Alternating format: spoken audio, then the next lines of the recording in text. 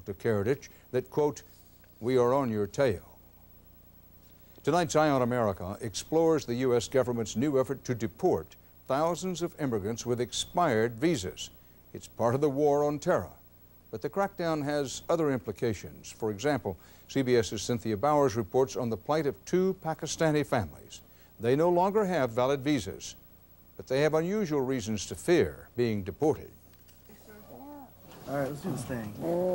Every day, 13-year-old Usman Ahmed's tortured body is poked, 10.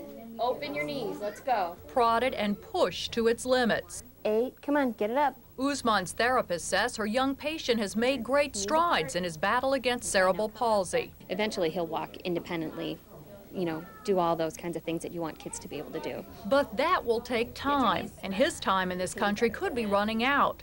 He and his parents came here in 1996 on visitors' visas that expired a year later. They now live in constant fear of being deported back to Pakistan, where they say his disease is undertreated and misunderstood. The curse on it and the like pebbles, throw the pebbles too. Big boy. The prospects facing 9-year-old Atta may be worse. A neurological disorder has robbed him of sight and rendered him helpless. His father worries Atta will be locked away in an institution if he's sent home to Pakistan.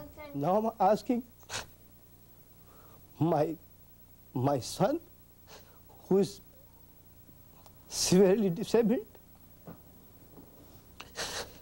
and he's not safe in my country, my own country.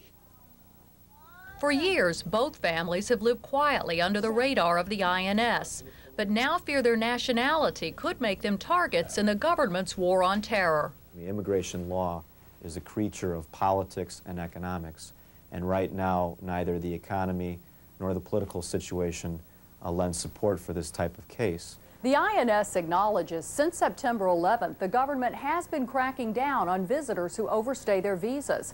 And now the State Department is asking consulates to closely monitor the number of people it lets come to this country for medical care. The request is prompted not by national security concerns, but by financial ones. Because there's a federal law that requires public hospitals to provide emergency and then follow-up treatment, I think we'll see fewer visas being granted to permit people to come in. There's no way of knowing how many children are in this country receiving medical care or how much their treatment is costing the healthcare system each year. But Helt says that's not the point. Once the child is here, the question is, will you treat the child or will you deport the child? That's the only question. It's a question being considered more frequently these days as the world's richest nation, now at war, asks itself, at what point does helping heal the world's neediest people become too big a burden? In Chicago, I'm Cynthia Bowers for Eye on America. Your chances of getting audited by the Internal